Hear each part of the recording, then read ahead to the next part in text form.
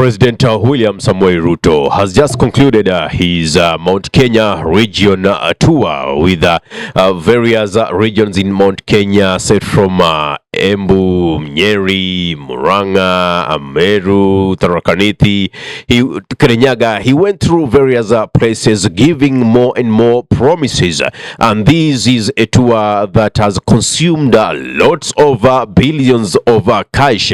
You could see the economic or the financial muscle that was put there. Of course, there has been so much criticism from leaders, let's say like Kalonzo Musyoka, who also decided to walk on the trail after President William Samoei Ruto.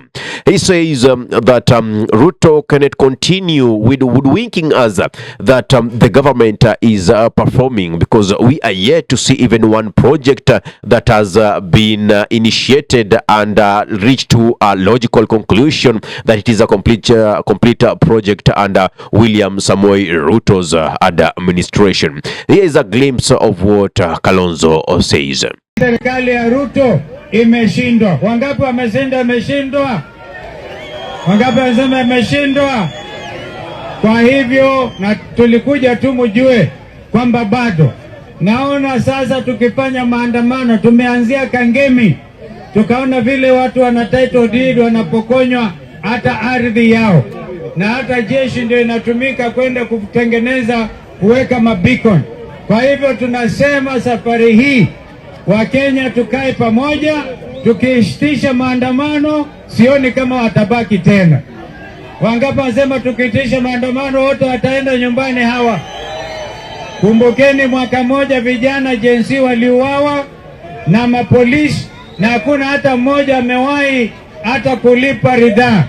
Mambo haya yote tunaangalieni na tuko macho, hatutalala. Yes, I couldn't agree less with Kalonzo Musyoka, because it is evident that when we say about Ruto must go, the famous term Ruto must go is not by any means trying to remove Ruto out of power using the illegitimate means, but Ruto must go is a call to end poor governance. It is a call to end the poor economy. It is a call for the government to do the mandate of which they were elected for. It is a call for the government to follow the constitution of Kenya to the latter. Look at the education sector, look at the health sector, look at the agricultural sector. The overall economy of the country is dwindling. What His Excellency the President says that they have now stabilized the economy is just but a fallacy.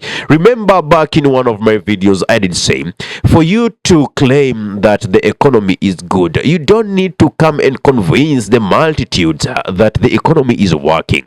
We, the people, will have to feel the impact of the economy in our pockets, and it is us who will be saying wonderful things are working.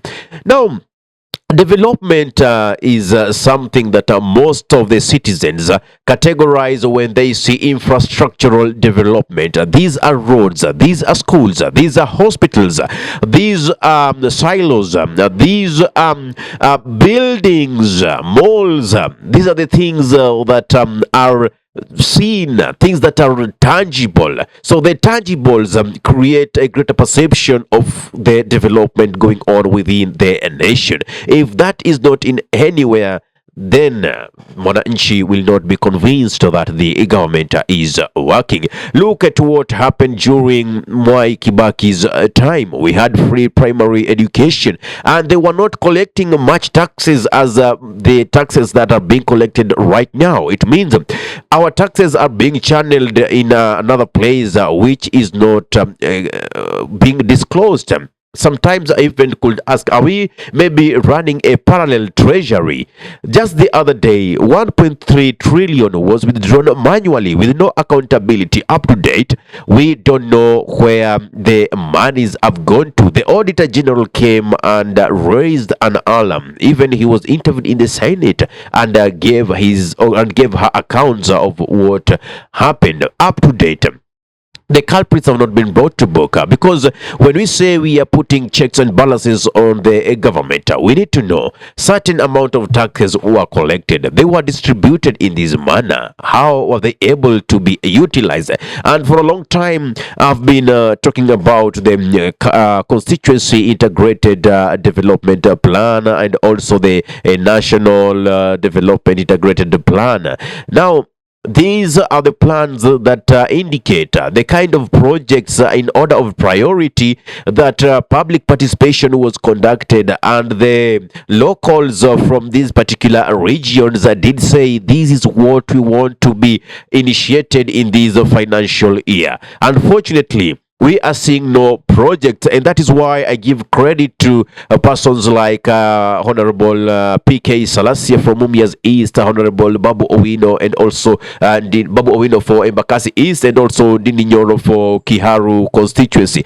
We've seen these people using the county development fund to develop their constituencies.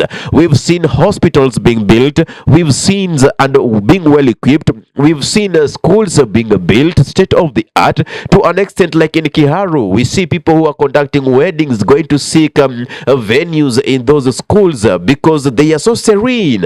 You understand? Those are the kind of developments we need to see. Now, ask yourself, what is your member of parliament? What is your MCA? What is your president? What is your governor, your senator, your women representative doing to ensure that you get a better deal for the taxes that you are paying? At the end of the day, you'll realize that most of it remains at the level of talks. Coming back to President William Samoei Ruto, we just don't speak these things because we hate the president. Actually, hate is a very strong word.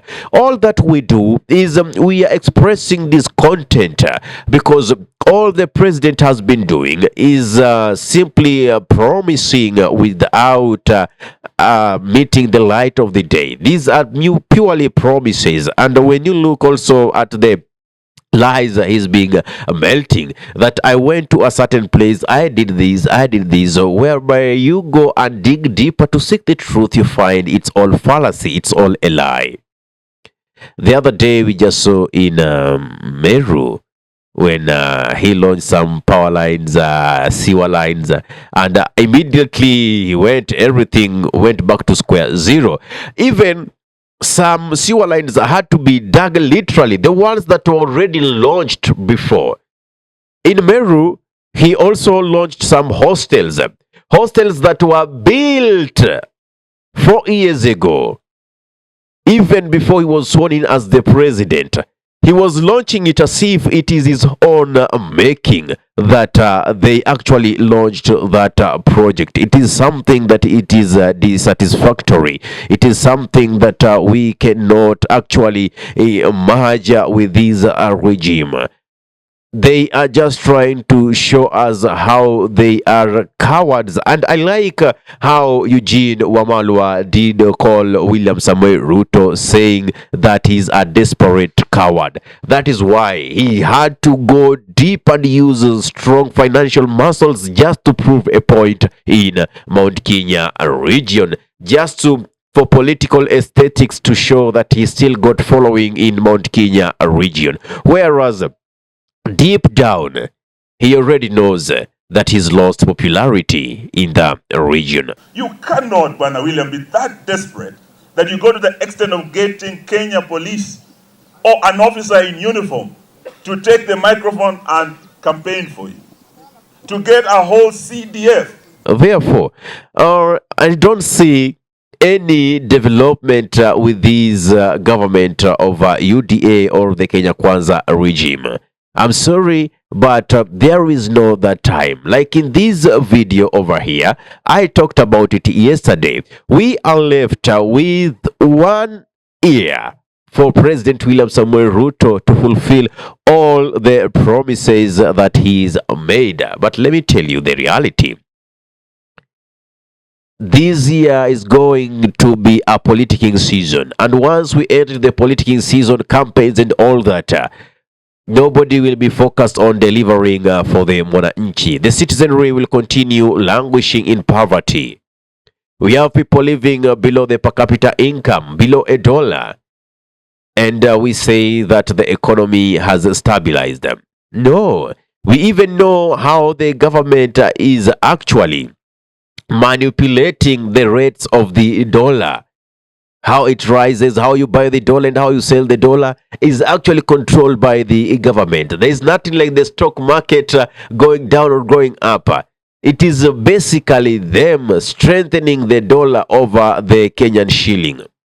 That is a story for another day. I don't know what's your thought about this. You can get in the comment section and give me your comment. If you are watching from our YouTube channel, kindly subscribe and press notification button so anytime that we are live or we upload content of this nature, you'll be the very first person to be notified. Ahmed Khalif is my name for the unscripted talks here in DURB Radio. Assalamu alaikum wa rahmatullahi wa barakatuhu. Kwa timba kali za Afrika, DURB Radio ndio mpango mzima.